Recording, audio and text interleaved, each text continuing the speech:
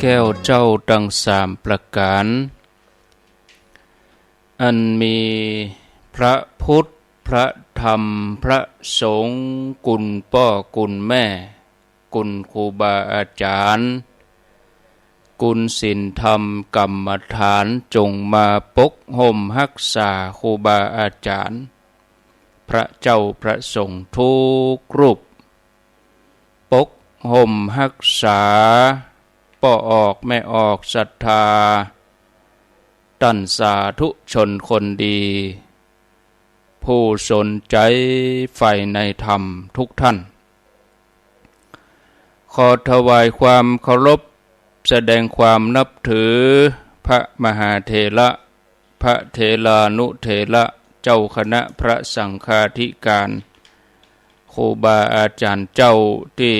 เปิดวิทยุฟังอยู่ที่วัดที่ว่าเวลานี้บ่ว่าจะเป็นหลวงป่อหลวงลุงตุปี่ตุน้องเปื้อนสหธรรมพระภิกษุสงฆ์ทั้งหลายครูบาอาจารย์ท่านที่มีอายุพรรษามีการศึกษามีภูมิธรรมที่สูงกว่าเก่ากับผมขอถวายความเคารพแสดงความนับถือมาณโอกาสนี้ขอความสุขความเจริญจงได้บังเกิดแก่ญาติโยมท่านสาธุชนทุกคนทุกท่านป่อวีแม่วีนักศีลนักบุญเท่าแก่น้อยใจยิงต่างหลายได้เวลาแล้วเนอได้เวลาแล้วถึงเวลาแล้วได้เวลาสำหรับการรับฟังธรรมะอันเป็นสาระประโยชน์ทางด้านพระพุทธศาสนานำธรรมคำสอนขององค์สมเด็จพระจินดาวรสัมมาสัมพุทธเจ้าได้มาปะมาพบมามาเล่าสู่บรรดาพ่อแม่พี่น้องพ่อออกแม่ออกพ่ออุ้ยแม่อุ้ยนักศีลนักบุญเท่าแก่น้อยจางยิงตั้งหลายแล้วไผที่ยังบ่ลุกเตื้อกะเกียมตัวลุกมาได้แล้วเนอะลุกมาได้แล้วตื่นมาได้แล้วหลับลุกเจ้ากินพักดังป่ายหลับลุกควายกินพักดังเก้าลุกเจ้าได้หลายลุกควายได้น้อยหลับลุกเจ้าเป็นเจ้าดังหลายหลับลุกควายปาฮือลูกหลานเป็นหนี้เป็นข้าเนอตื่นมาเหียเนอลุกมาเหียเนอลุกเนอลุกเนอลุกตื่นตื่นได้แล้วลุกได้แล้วญาติโยมท่านทั้งหลายลุกเจ้าตื่นตัวเจ้าบัวกาบหันเยื่องนาพังพร้อมลุกควายบ่อตันหนทางจิตก้อมก้าตัวบ่ต้อมปุ่นอายจุงเก่งเข้าไว้อย่าไปเฮ่อขวายต่อหน้าสบายจำไว้เนอเจ้าจำไว้เนอเจ้าอรุณสวัสดิ์ธรรมะสวัสดีสวัสดียามเจ้าญาติโยมท่านผู้ฟังทั้งหลายยินดีต้อนรับทุกท่านเข้าสู่รุ่งอรุณวันใหม่ปะกันเจ้านี้เป็นเจ้าของวันเสาร์ที่12เดือนสิงหาคมพุทธศักราช2566วันนี้เป็นวันเดือน10เหนือแฮม11ค่ำพร่ำว่าเป็นวันเสาร์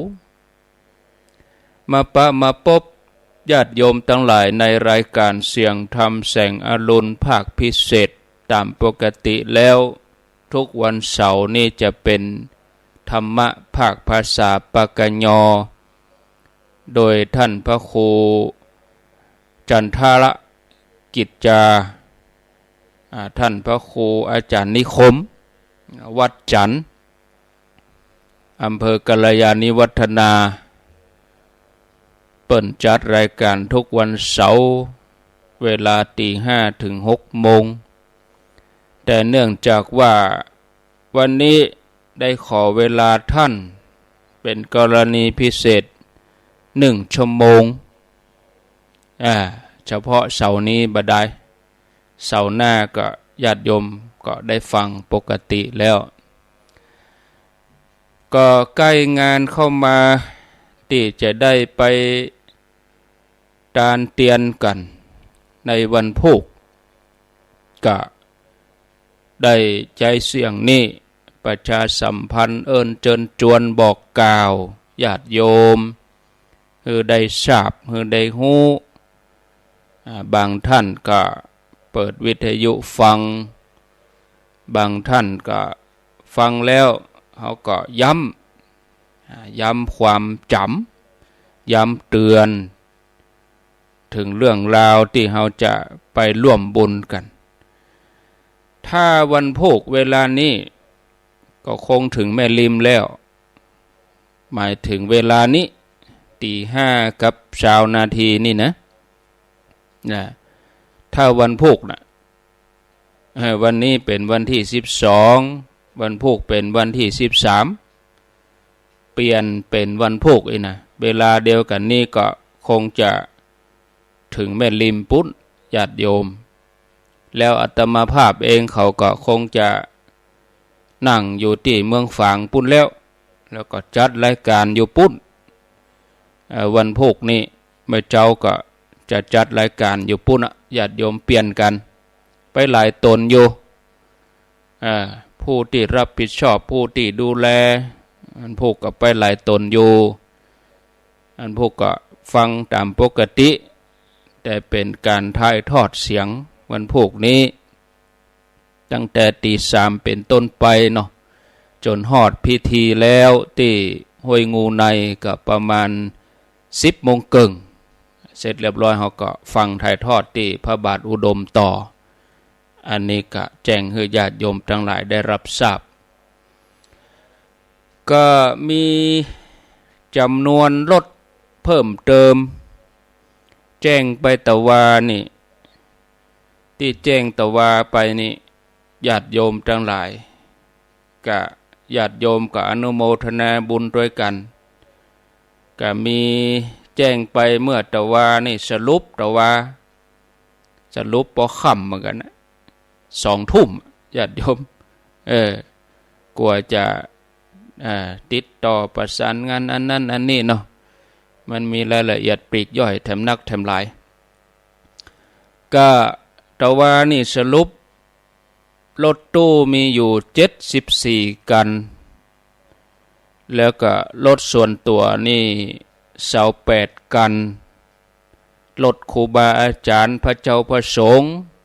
ที่เปิ้นเอารถไปตัวไปมะลูนก็ดีไปก่อนก็ดีรวมถึงรถอาตมาเขาที่จะล่วงหน้าไปวันนี้เป็นส่วนหน้า เป็นกองหน้าชัดท้ายเป็นกองหนุนก็ไปวันนี้หลายตนอยู่อาตมาภาพท่านสมชาติ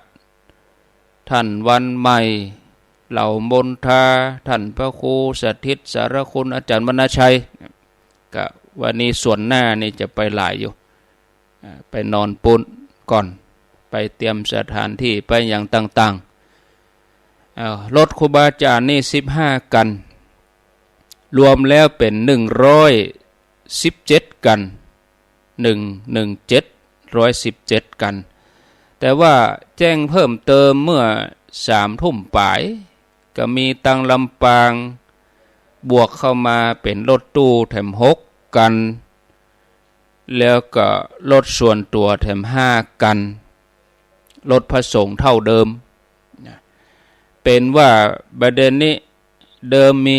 74 บวก 6ก็เป็น80เฉพาะรถตู้ รถตู้มี80กัน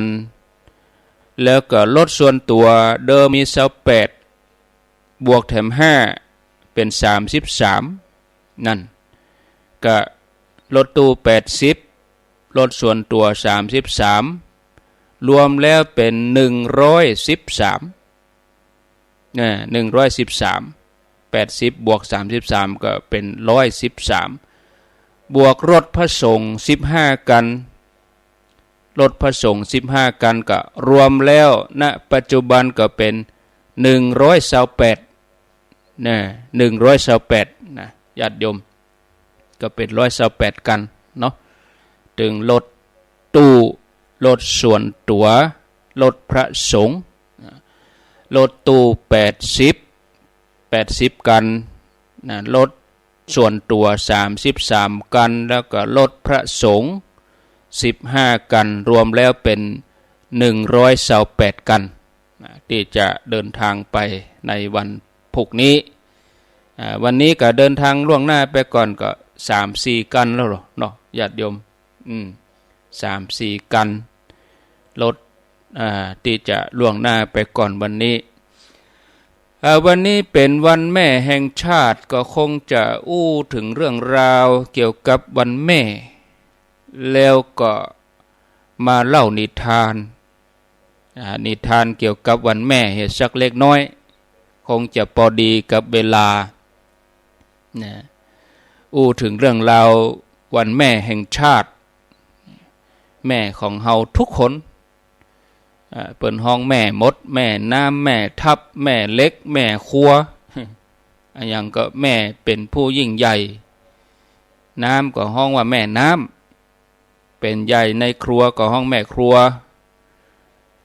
ในยามศึกสงครามก็ห้องแม่ทัพ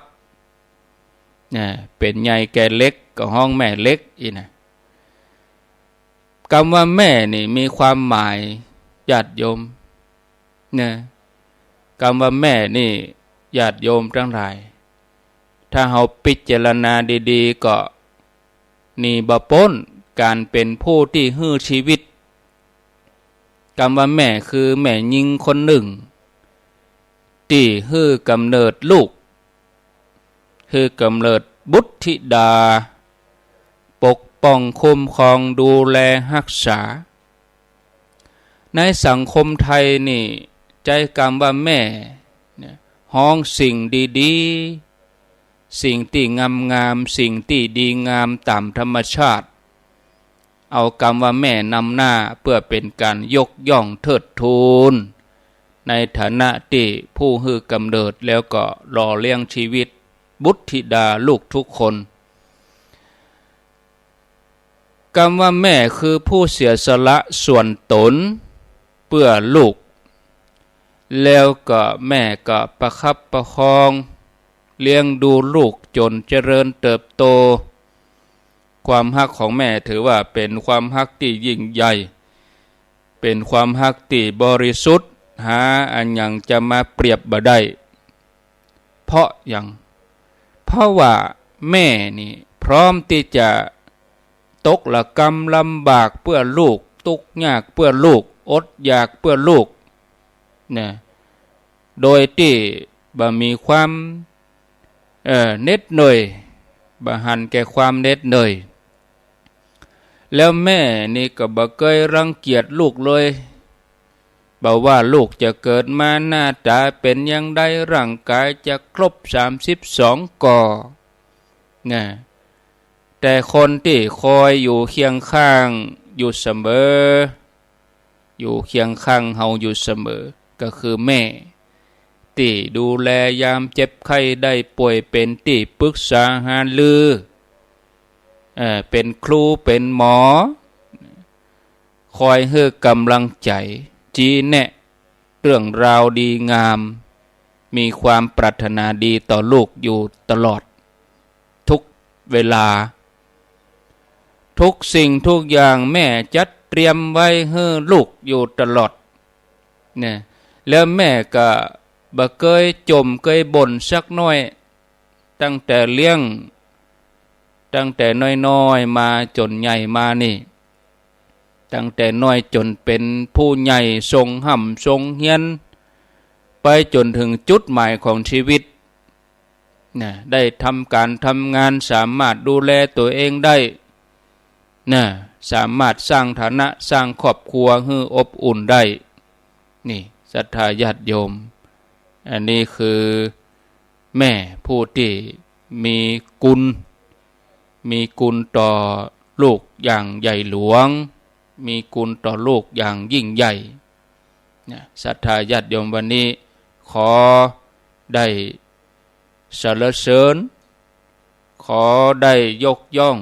ขอได้เทิดทูนขอได้เชิดชูแม่ทุกคนญาติโยมทั้งหลายที่ฟังรายการอยู่นี่ที่มีฐานะเป็นแม่ทุกคนญาติโยมก็ขอให้มีความสุขความเจริญท่านผู้ฟังญาติโยมทั้งหลายในตึงวันนี้ลูกหลายคนนี่อาจจะกำลังอยู่กับพ่อกับแม่ในครอบครัวที่แสนสุขลูกหลายๆคนก็อาจจะอยู่ในอ้อมกอดที่อบอุ่นของแม่ในการเลี้ยงดูเอาใจใส่อย่างดีจากแม่ใครได้อันยังแม่ก็จัดหาฮื้อใครกินอันยังก็เสาะหาฮื้อใครไปเอวที่ไหนก็ป้าไปเอวใครเฮียนอันยังก็ทรงเฮียนนะใครทำอันยังนะผู้เป็นแม่เนี่ยก็จะส่งเสริมสนับสนุนคอยที่จะหยิบยื่นให้ลูกอยู่ตลอดลูกหลายคนได้รับความสุขความสะดวกความสบายความสมบูรณ์พูนสุขในทุกด้านบ่ว่าจะเป็นด้านชีวิตด้านความเป็นอยู่ทรัพย์สินเงินทองใจจ่ายตามสบายปรารถนาอันใดผู้เป็นแม่ก็เนรมิตคือการศึกษาส่งห่ำส่งเฮียนความสมบูรณ์ความสุขสบายที่ลูกได้รับถึงวันเนี้ยก็มาจากผู้เป็นแม่วันนี้ยังมีลูกหลายคนที่บ่ได้อยู่กับพ่อกับแม่ในครอบครัวที่อบอุ่นลูกหลายคนก็กลายเป็นเด็กเล่ร่อนเป็นเด็กกำพร้านอนตามป้ายรถเมล์เป็นคนเล่ร่อนต้องทุกข์ทรมานเดียวดายบ่มีความอบอุ่นว้าเหวเวิ้งว้างห่อเหี่ยวจิตใจแล้วไปบ่พอก็จะต้องตะเกียกตะกายต่อสู้ในสังคมที่โหดร้ายมีความอิจฉาริษยาแข่งแย่งชิงดีชิงเด่นกันเล่นพักเล่นพวกกึดแต่เอาประโยชน์ส่วนตัวเพื่อให้มีชีวิตอยู่ไปวันๆญาติโยมทั้งหลายหากพรุ่งนี้บ่มีแม่กรรมโบราณเพิ่นว่าไว้ขาดพ่อขาดแม่มันบ่ดีขาดพ่อเหมือนทอหักขาดแม่เหมือนแพแตกเมื่อพ่อแม่อยู่นี่กินขวางโบขวางบะพ่อแม่ตายละเป็นบ่หอยน้อยจากรรมบะเก่าโบราณเปิ้นว่าอย่างนี้ญาติโยมท่านสาธุชนท่านผู้ฟังทั้งหลายเล่านิทานประกอบนิทานประกอบเรื่องความฮักของแม่มีแม่อุ้ยคนหนึ่งหญิงชราผู้หนึ่งซึ่งก็มีลูกสาวอยู่4 คนลูกสาวของเธอก็แต่งงานออกไปมีเหย้ามีเรือนมีลูกมีเต้ากันหมดแล้ว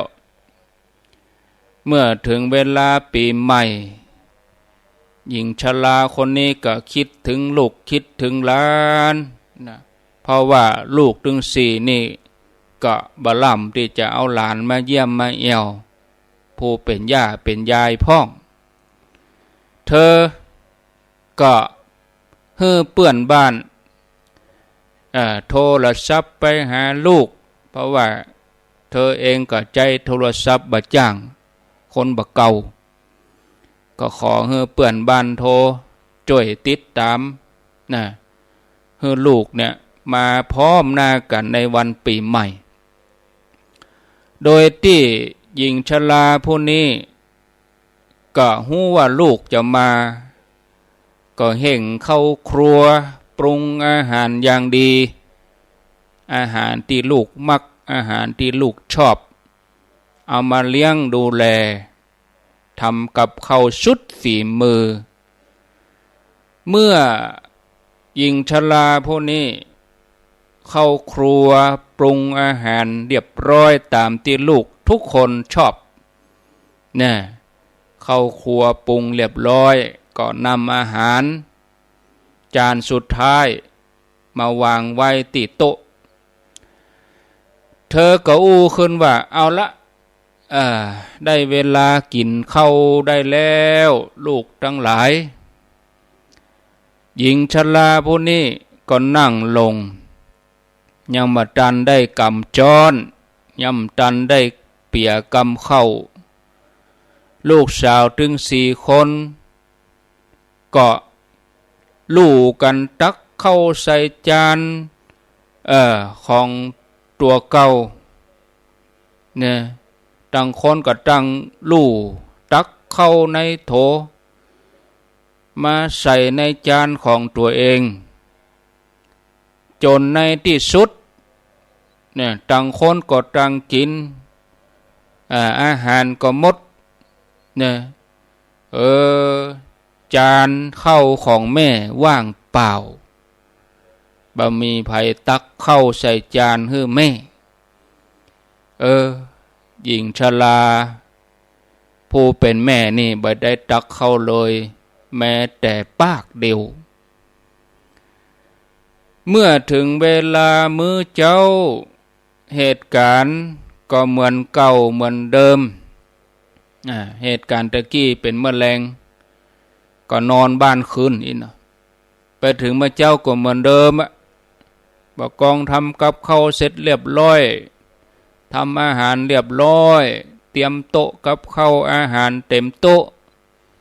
ห้องลูกมากินได้เวลากินแล้วลูก4 คนก็มานั่งพร้อมกันก็ลู่กันตักเข้าไม่ใช่ลู่กันตักใส่จานให้แม่นะตักใส่จานตัวเองจนกินหมดลึงญาติโยมทั้งหลายเป็นอย่างอี้เมื่อเจ้ามาก็เป็นอย่างอี้ผู้เป็นแม่อันเป็นหญิงชรานี่ก็รู้สึกขมขื่นหดหู่หัวใจโตถึงเวลา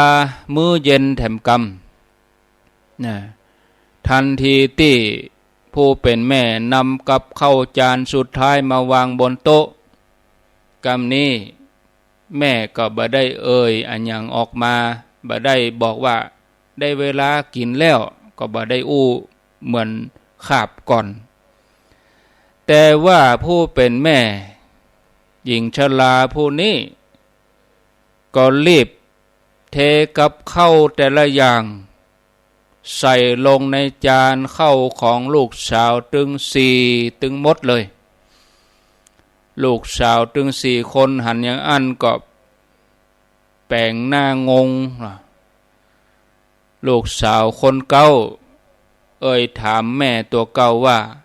เนี่ยอย่างแม่เนี่ยอย่างอีแม่ทำอย่างอีเนี่ยจะได้ผู้เป็นแม่ก็ขึ้นว่าหมู่เจ้ายังหู้จักที่จะฮักแล้วก็เป็นห่วงลูกของเจ้าได้ตัวแม่นั่นก็เป็นคนหนึ่งเหมือนกันแม่ก็อยากที่จะฮักลูกของแม่พ่องอยากที่จะให้ลูกของแม่เนี่ยได้กินนักได้กินอิ่มพ่องเมื่อได้ฟังอย่างนั้นลูกสาวถึง4 คนก็พากันก้มหน้าละอายใจในความผิดของตัวเองรู้สึกแล้วหรอนะเรื่องนี้ก็จบลงไปตัวอี เรื่องนี้ก็สอนให้รู้ว่าคนเฮาควรนึกถึงหัวอกของผู้อื่นหัวอกของผู้เป็นแม่เมื่อมีลูกก็ควรจะที่จะย้อนกึศถึงผู้ที่เป็นแม่ของตนนะก็มาอ่านนี่ญาติโยมถ้าบ่ได้กึศเฮาก็หน้าที่เมื่อเฮาเติบใหญ่มาแล้วมีครอบครัวแล้วเฮาไปมีครอบครัวเฮาไปมีสามีภรรยาเฮาไปมีลูกเฮาก็จะต้องนึกล่ะเหมือนเดียวกันเนี่ยญาติโยมนะอันนี้ก็จบไปเรื่องของความฮักของแม่แถมเรื่องหนึ่งคงพอดีกับเวลาแบบนี้ตี 5 กับ 30 37 38 นาทีเป็นนิทานเกี่ยวกับแม่อันนี้ของขวัญของแม่อีเนาะเรื่องหัวข้อนิทานว่าอย่างนี้เป็นยังไงก็ลองฟังกันไปญาติโยมอันนี้เป็นนิทานเกี่ยวกับความฮักของแม่นำมาเล่าให้ญาติโยมเพื่อเป็นแห่งบันดาลใจสำหรับผู้เป็นแม่ที่เข้มแข็งและก็มีความฮักต่อลูกทุกลมหายใจก็หวังว่านิทานที่นำมาเสนอนี่จะให้ข้อคิดแก่ผู้ฟังทุกคนเนี่ยญาติโยมขอสมมุติชื่อก็แล้วกันสมมุติชื่อว่าสินธุพระสุธาแล้วก็เวหาเป็นว่า3 คนนี่เป็นพี่น้องฝาแฝดกันแต่ว่าเป็นแฝดกันพี่น้องกันแต่ว่าบ่ฮักกันเท่าใดนะสินธุนี่เป็นอ้ายบ่ฮักน้องเท่าใดเพราะเขาบ่เข้าใจว่าเนี่ยหยังเขาต้องยอมเสียสละสิ่งต่างๆให้น้องอันยังก็แม่ก็ว่าเอาไว้ให้น้องกะ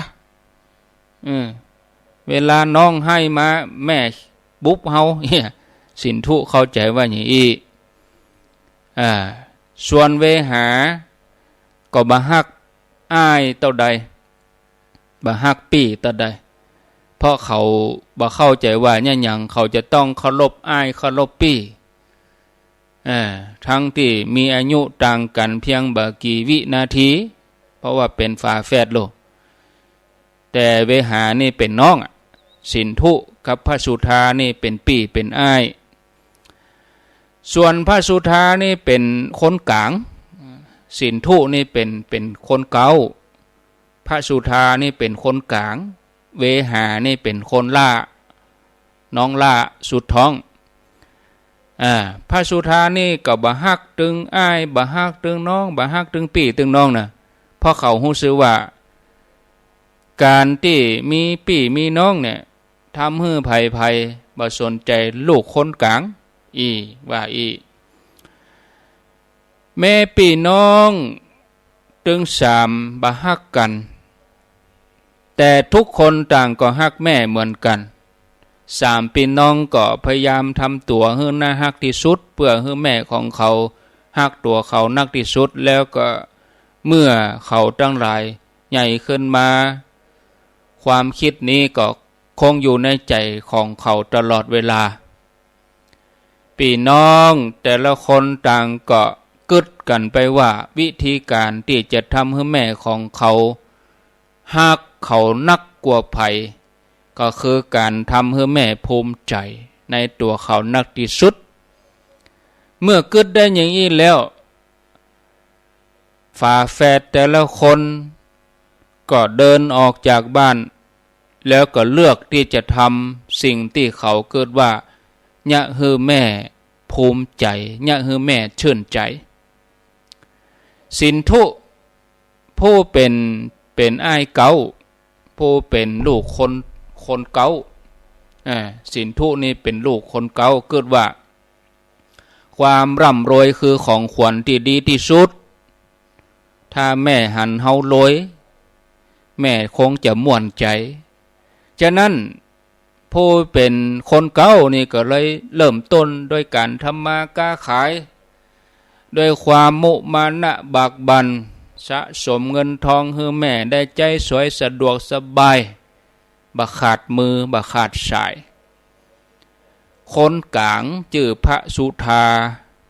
เกิดว่าความเสียสละต่อเพื่อนมนุษย์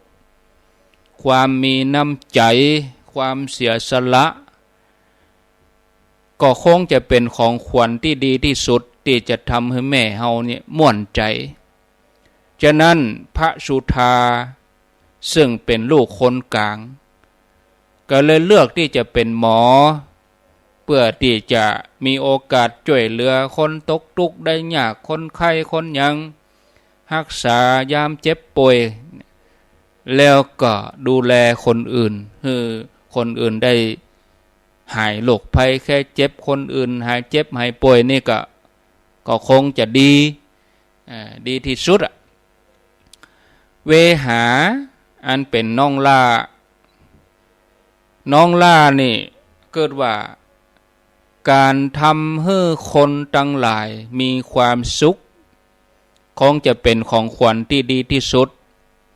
ที่จะทำให้แม่เนี่ยปลื้มใจชื่นใจฉะนั้นเวหาน้องล่าน้องสุดท้องน้องเล็กนี่นะก็เลยเป็นนักดนตรีเนี่ยขับกล่อมร้องเพลงบรรเลงทำให้คนมีความสุขโดยตั้งใจว่าสักวันหนึ่งเขาจะแต่งเพลงบรรเลงเพลงที่ไพเราะที่สุดมาบรรเลงมาห้องมาบรรเลงดนตรีให้แม่ฟังหลายปีผ่านไปฝาแฝดแต่ละคนต่างก็ยุ่งกับงานโดยมุ่งไปสู่ความสำเร็จในสิ่งที่เขาตั้งใจวางไว้สินธุผู้เป็นลูกคนเก่ากลายเป็นเศรษฐีมีเงินมีทองใช้จ่ายนับบ่ถ้วนพระสุธากลายเป็นหมอที่ภัยก็ปากันเคารพนับถือหมอเก่งหมอเป็นคนดีมีน้ำใจช่วยเหลือคนไข้คนทุกข์คนยากสะเตือกะบ่เอาสตังอินดูกลายเป็นว่าหมอใจดีมีหน้ามีตาส่วนเวหาก็กลายเป็นนักดนตรีที่มีชื่อเสียงระดับประเทศเป็นศิลปินดังเลย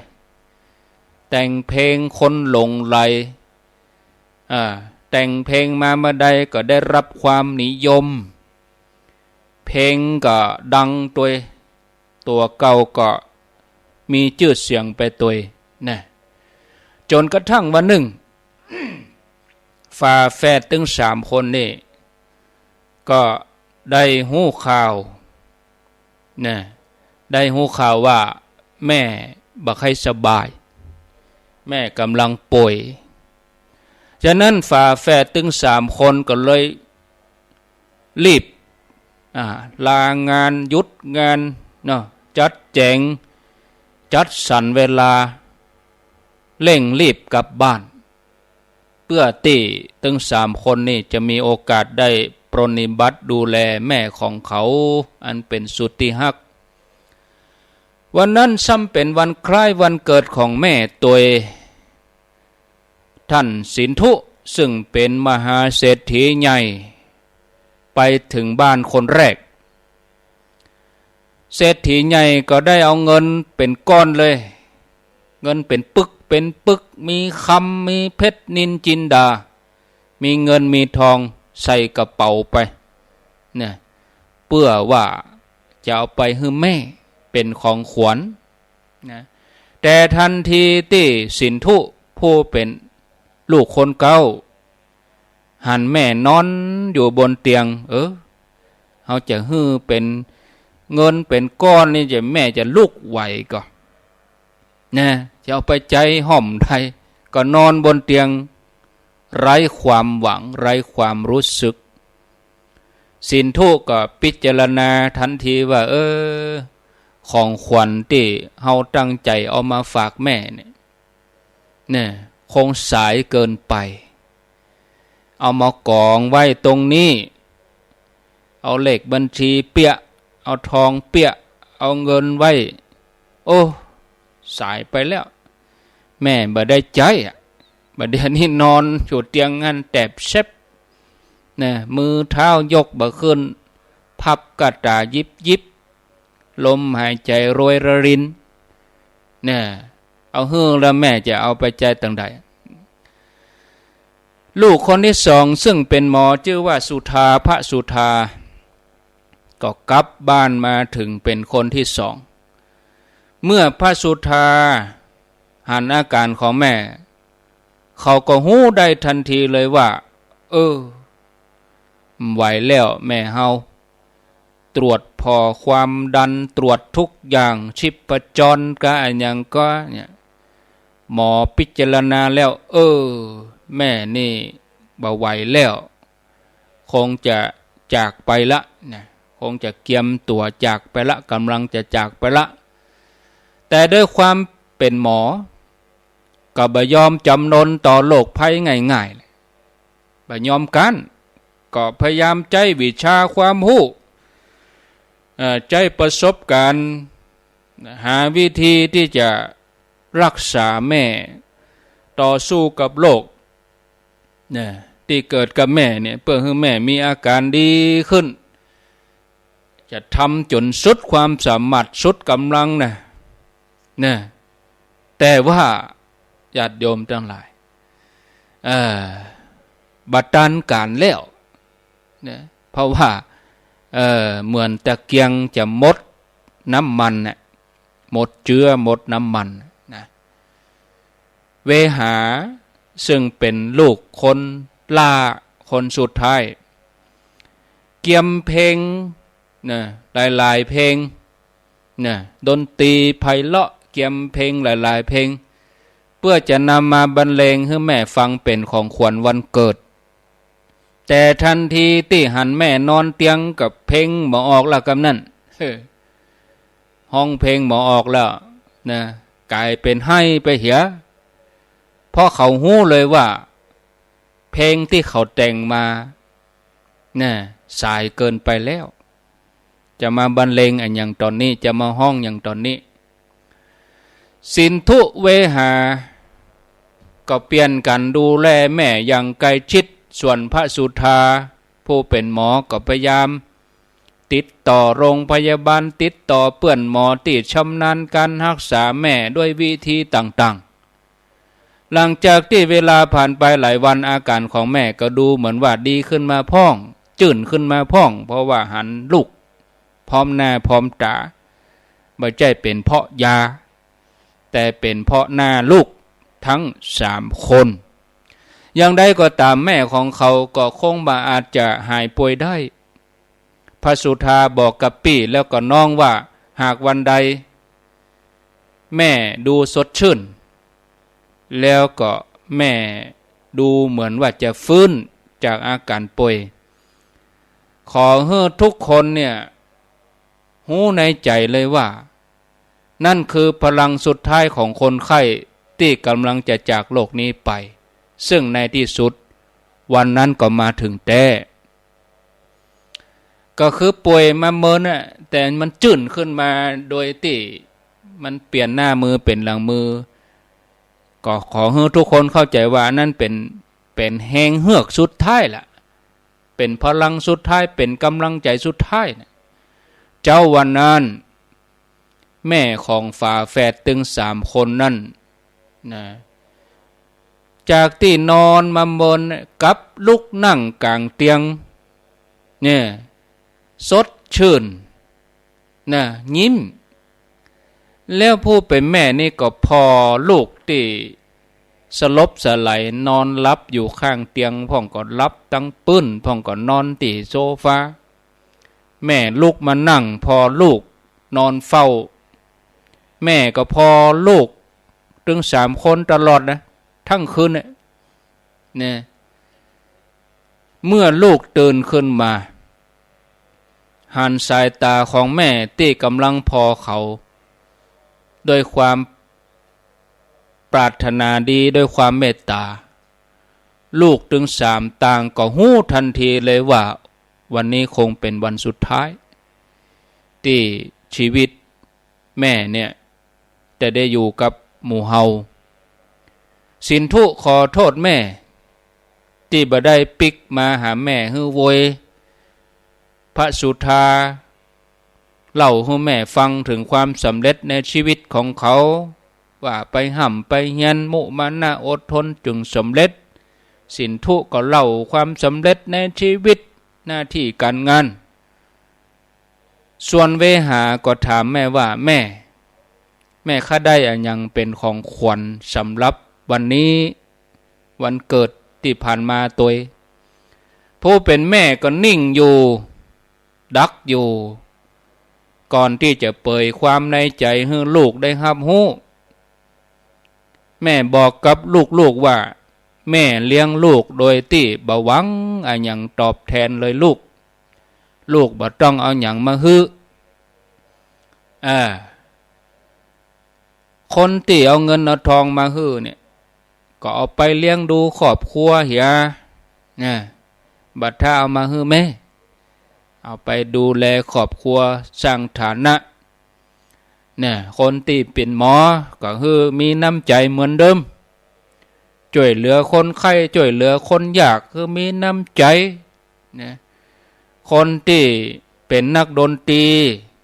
ก็ขอให้แต่งดนตรีแต่งเพลงรับผิดชอบสังคมแต่งเพลงมาครับกล่อมโลกให้โลกมีความสุขแม่เลี้ยงมานี่บ่หวังอันอย่างตอบแทนแต่ถ้าลูกตั้งใจอยากจะฮื้อของขวัญแม่สักชิ้นหนึ่งของสิ่งเดียวที่แม่ต้องการเป็นครั้งสุดท้ายในชีวิตของแม่คือแม่อยากจะหันลูกทุกคนฮักกันอยากจะหันลูกฮักกันอันนี้คือของขวัญที่วิเศษที่สุดแหละของขวัญที่ลูกตั้งใจจะมอบให้แม่กลายมาเป็นของขวัญชิ้นสุดท้ายที่แม่มอบให้แก่ลูกแม่ที่เขายังคงฮักเขาอยู่เสมอตราบจนกระทั่งลมหายใจสุดท้ายในชีวิตสินธุพระสุธาเวหาก็กอดกันแน่นเลยสัญญากับแม่ว่าจะฮักกันสมดังที่แม่หวังและแล้วแม่ก็จากเขาไปอย่างสงบในวันนั้นศรัทธาญาติโยมก็จบพอดีจบพร้อมกับเวลา เนาะพอเวลาแล้วนี่มาอู้รายละเอียดเรื่องงานที่จะเกิดขึ้นนี่เหลือแถม5 นาทีก็วันพรุ่งนี้เนอะญาติโยมจะเดินทางไปร่วมกันตานเตียนที่เมืองฝาง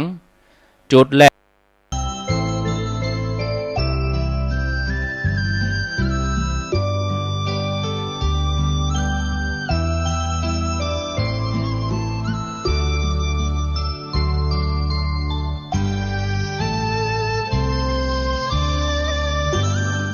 ในไปถึงห้างบ่เกิน8 โมงเกิงจำเอาแมคโครห้างแมคโครฝางถึงห้างแมคโครฝางแล้วก็เลี้ยวซ้ายเข้าไปเลี้ยวเข้าไปก็ไปเปิ่นจึงจะมีรถตึงตัวกันไปเลี่ยมวัดโสภณารามนะแล้วก็จะมีวัดอยู่ระหว่างที่เขาไปก็มี2 วัดวัดห้วยงูในก็คืออยู่ทางในบ่กะชื่อเพิ่นถึงว่าวัดห้วยงูในเอาเจาะเหมาะเข้าไปวัดเนี่ยก็ไปใจอย่างก่อวัดโสภณารามบ้านห้วยงูในมันพวกเขาไปรวมกันที่หั่นญาติโยมที่อยู่เวียงบ่เป้าไปเอาเบอร์ติดรถที่ตุลุงดอยตอนบ่ายเบิดก่อนถ้ำตันไปเอาก็ไปติดวันที่13พุ่นไปติดที่ห้วยงูในบุญเอาเด้อถ้าบัดตันนะส่วนญาติโยมที่อยู่ทางโซนจอมตองดอยรอ